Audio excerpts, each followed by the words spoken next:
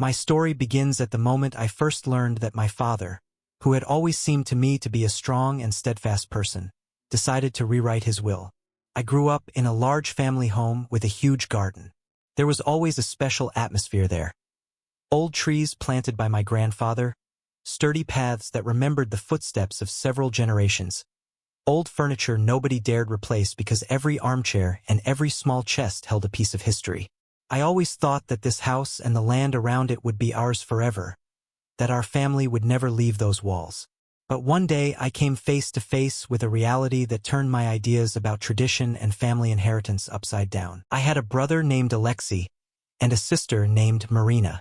The three of us grew up sharing one room as children, and then, when we got older, each of us received our own space in the big house. Father always said that our family line continues thanks to respect for the family property, and that we must protect what our ancestors had passed down to us. Mother supported him, although, as it seemed to me, she had a softer position. She truly loved all of us equally and did not attach such enormous significance to which one of us would inherit the house or the land. The house stood on a large piece of land. Besides the main building, there were fruit trees, an old stable, long without horses, a spacious shed for gardening tools, and also a small plot father used as a vegetable garden. He loved growing his own vegetables, saying it calmed him and gave him a sense of connection with the land. We often joked that at heart, he was a real farmer, even though he spent most of his life working in the city in the field of law. I saw how Father hammered into us the importance of the family inheritance. He told stories about my grandfather, who once saved this house from bankruptcy, about my great-grandfather, who bought this land after the war, when everything around lay in ruins. It all felt so monolithic to me. I was sure that this house would remain in the family, that eventually the three of us, my brother, my sister, and I, would calmly divide it if the time came. Alexei left to study in another city, got into a prestigious university, went into business, and returned a successful entrepreneur with ambitions and plans. Marina, by nature more artistic, wanted freedom and travel, and she spent a lot of time abroad, occasionally coming home. As for me, the middle child, I remained at home, helping my parents, working at the local school, and living a quiet and peaceful life. Suddenly, Father, who had promised all his life that the house and land would pass to all the children equally, told me that he was planning to change his will. He did not specify in whose favor, but hinted that the situation was changing. I felt uneasy. What could have happened? I approached him and asked if he had changed his mind about distributing the property equally among the three of us. He answered that it was his right and he could dispose of his property as he saw fit. I was stunned by his tone, which sounded harshly confident, bordering on coldness. Father had never spoken to me so distantly. I decided to discuss this with my brother and sister. I called Alexei. He listened, then said he had recently heard similar hints from Father about a possible change in the will. Alexei was a practical person. He disliked empty talk and immediately said that maybe Father wanted to bequeath all the property to a single person, to avoid fragmentation. Alexei said that if the idea was to pick the most successful heir, logically it would be him, since he knew how to run businesses and could effectively manage the land. I felt a sting of displeasure when he said that, did my brother already see himself as the rightful sole owner? It was as though he believed he deserved the inheritance more than anyone else. Marina reacted in her own way. When I told her, she said she had always been troubled by the strict rules Father set around the idea of inheritance, that she did not want to get involved in fights. However, she added that she would be hurt if she ended up with nothing because she, too, grew up in that family house. She said if Father decided to give everything to Alexei or someone else, she would be upset, but she would not try to argue. I heard a frozen pain in her voice, as though she had already resigned herself to the idea that in our family, Alexei was Father's favorite. I could not see a solution. On one hand, it seemed obvious that everything should be split fairly, since we were all Father's children, and each of us had contributed something. For example, I helped look after the garden, stayed here when our parents were ill, and dealt with everyday tasks. Alexei, yes, had invested money when the roof needed repairing and truly made a financial contribution. Marina, though she was absent most of the time, always supported Mother emotionally, sent some money when things were tight. Was it possible that father would now choose to leave everything to just one? The moment came when father gathered us all at the big dining table and announced he wanted to talk about the future of the house and the land. I remember how the three of us, myself, Alexei, and Marina, sat across from him and mother. Father said he was looking at our lives and realized that Alexei was the most successful, that he had a talent for running a business, so he was capable of preserving and expanding the family property. He said Marina was too unstable, always traveling, with no steady foundation, and if she got a share of the inheritance, she might sell it right away or handle it poorly. As for me, he said he appreciated my hard work and modest life, but believed that perhaps it would be best just to leave me with a small portion so I could live peacefully, and transfer the main portion of the land to Alexei. I looked at father, unable to believe what he was saying. It did not sound like dividing among 3 children, but rather like handing almost everything over to one person, my brother. Alexei sat there politely nodding, saying he would be happy to take on that responsibility and that he promised to preserve the house, not destroy it, perhaps converting it into a country retreat or something like that.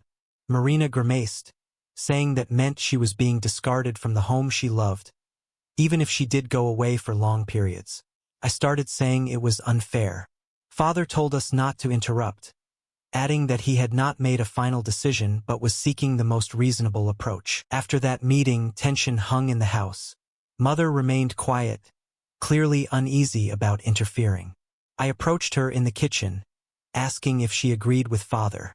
She said father was worried about not fragmenting the property, since often children, after the parents pass away, cannot agree and might end up selling everything, causing family strife.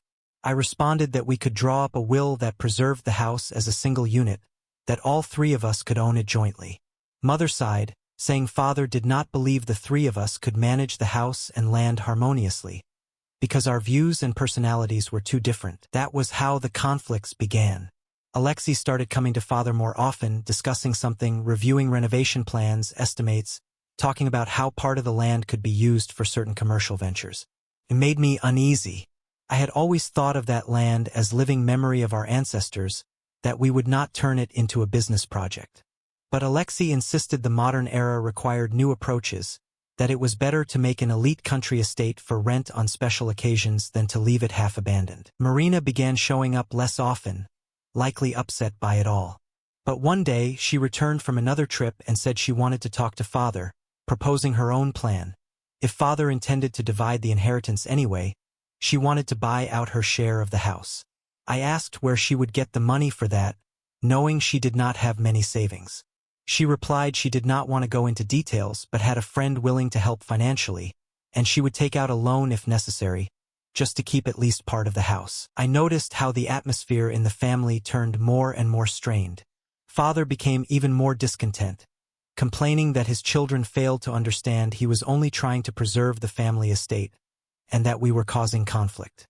I tried talking to him, saying we could hold a family council and figure out how to manage the house together, since it belonged to our shared past and future. Father shrugged me off, saying we would never find compromise, that our life paths differed too much. It turned out that father had already drafted some papers naming Alexei as the primary heir. I and Marina were left with only small portions, a few hundred square meters of land and individual sections of the house. Essentially, nearly the entire property and house went to Alexei. When I found out, I was furious. I confronted father, saying it was a real stab in the back. After all, I had lived here my whole life, helped them, and believed he valued my contribution. He replied that I did not understand anything about management, that without money and managerial skills, I could not maintain the house, whereas Alexei had already promised to invest funds and bring it up to date. I asked where that left me and Marina.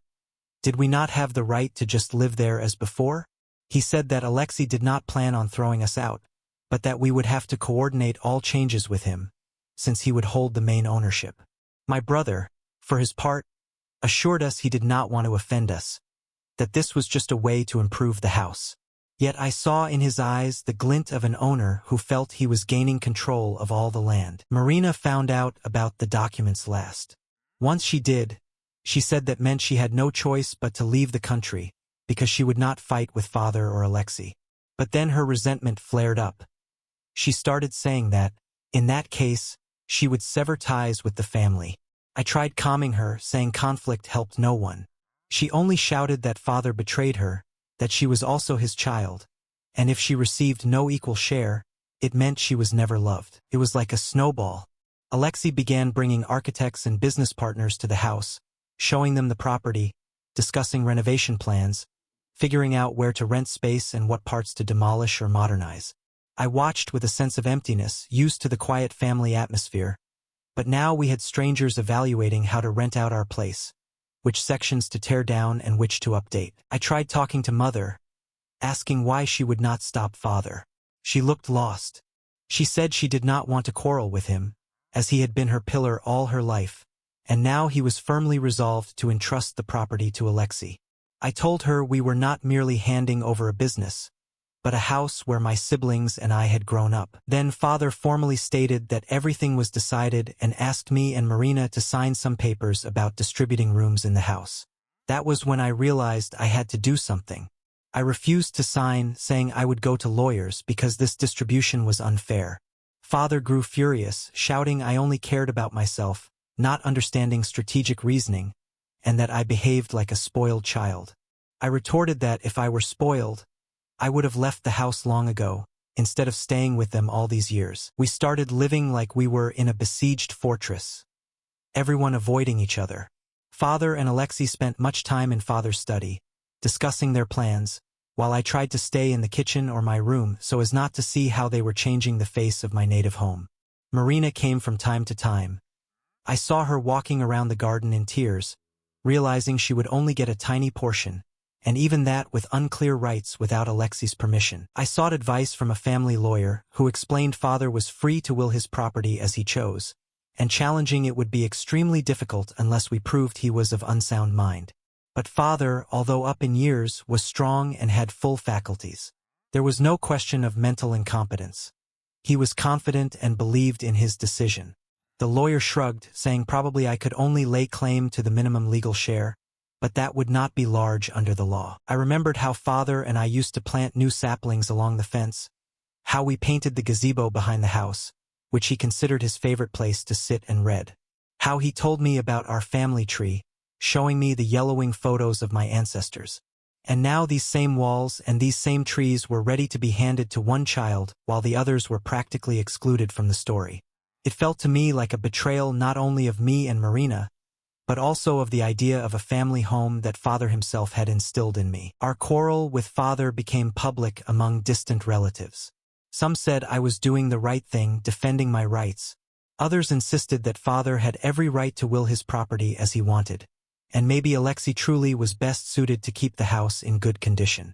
I argued that good condition need not mean commercialization and turning an ancestral nest into a business site. One day Alexei told me that I had better stay out of the conflict because in the end I would lose, and he was ready to offer me a deal.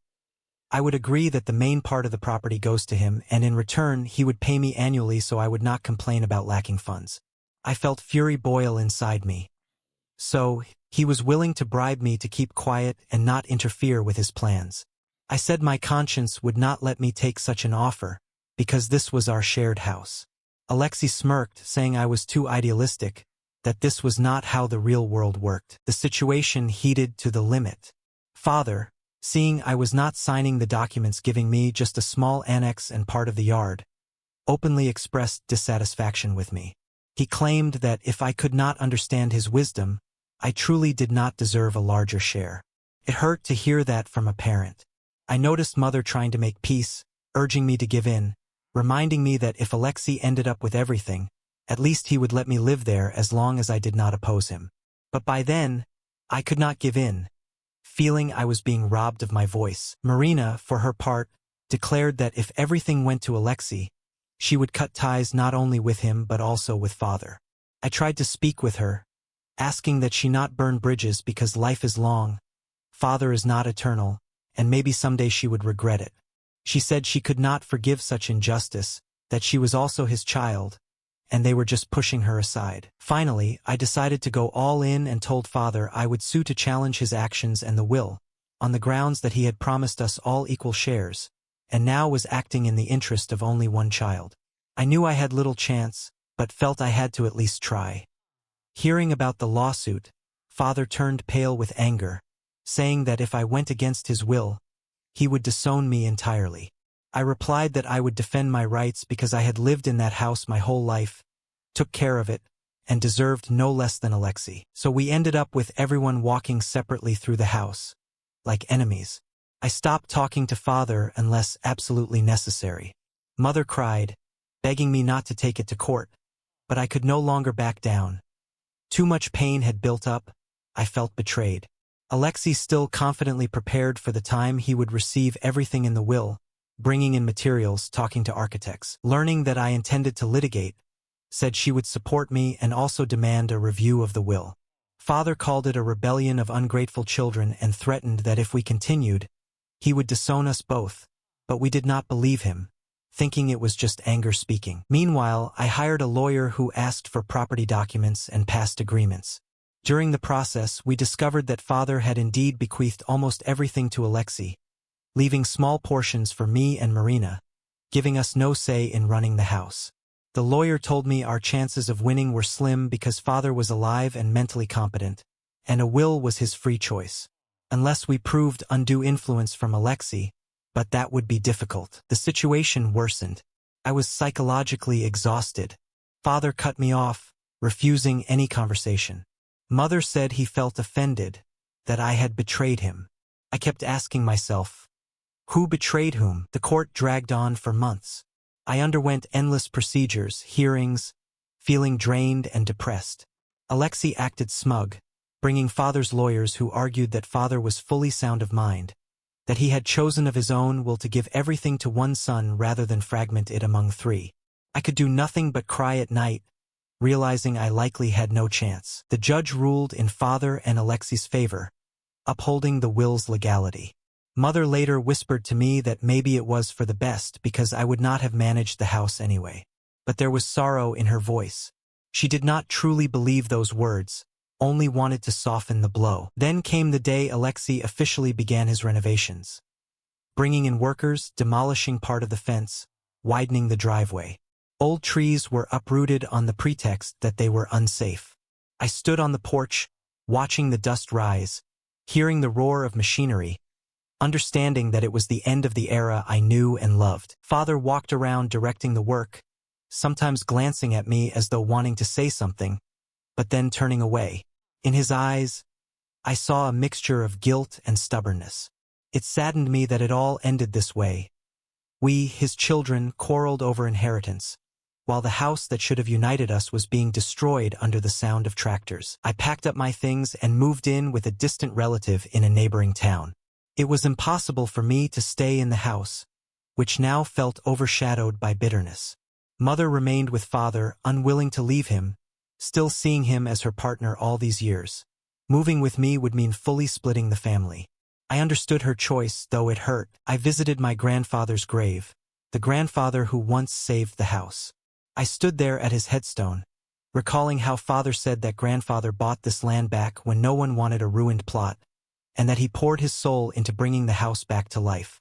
I spoke quietly, "Forgive us, grandfather, but it seems our house is now turning into a commercial project."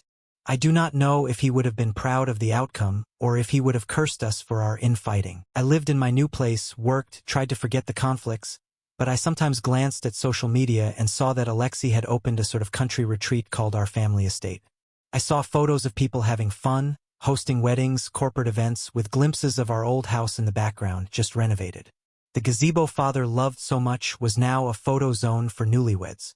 I felt a strange mix of pain and apathy. Pain because it was still my childhood home. Apathy because I understood I would never return to that old life in which we were a close-knit family. Marina kept her word.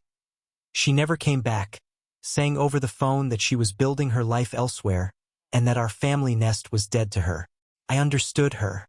She felt too hurt by seeing how unfairly Father treated her. Sometimes Mother wrote to me, saying the house was now noisy with guests, but Father was pleased. Business was profitable. Alexei was delighted with the income. Mother added that lately Father's health had worsened, that perhaps he could not stand the stress. I felt bitter irony. He had wanted to avoid discord, yet ended up losing 2 children, me and Marina. who refused to live in a world where Alexei was given everything. A few years went by and father passed away. I came to the funeral for the first time in a long while crossing the threshold of my home. Everything looked different. A beautiful lobby, a reception counter, many strangers walking around, presumably clients or staff. I walked among them, feeling like I was on foreign territory. I saw Alexei near father's room. He said father had managed to write an additional note asking me not to hold a grudge and to accept his will.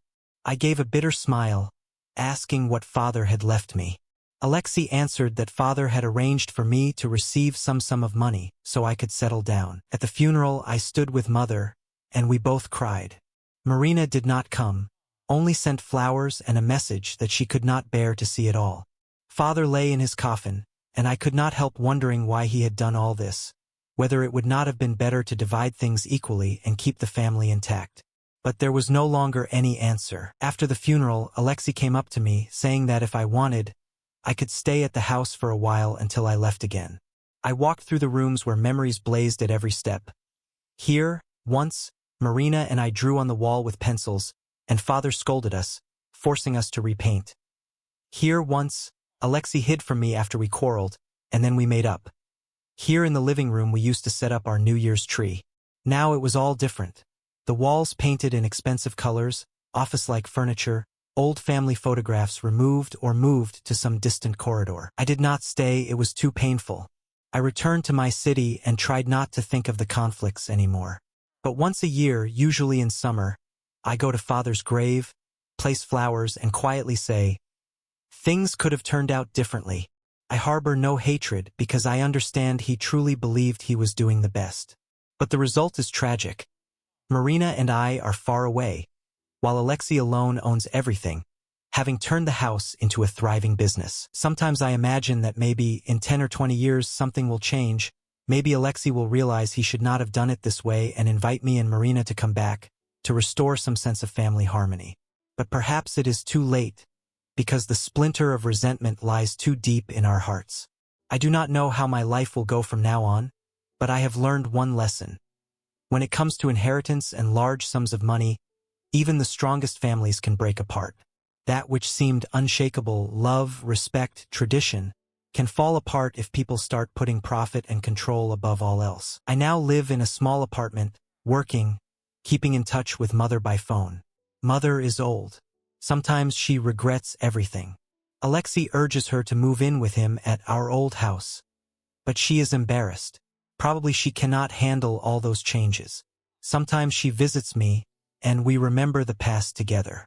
We laugh through tears, saying that in childhood we could never have imagined such an outcome. In the evenings, when I am alone, I think about what might have happened if father had chosen a different path. Gathered the three of us, said, "Children, let's figure out together how to preserve this house." Maybe we would have set up a joint family fund, or turned management over to an outside company, but formally remained co-owners. He would sit on the porch in his favorite chair, watch us interact, feeling proud that his children were united.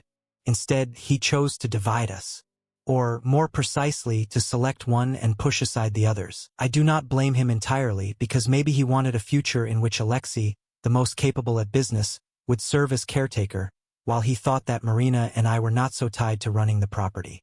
But it all backfired. We lost our closeness.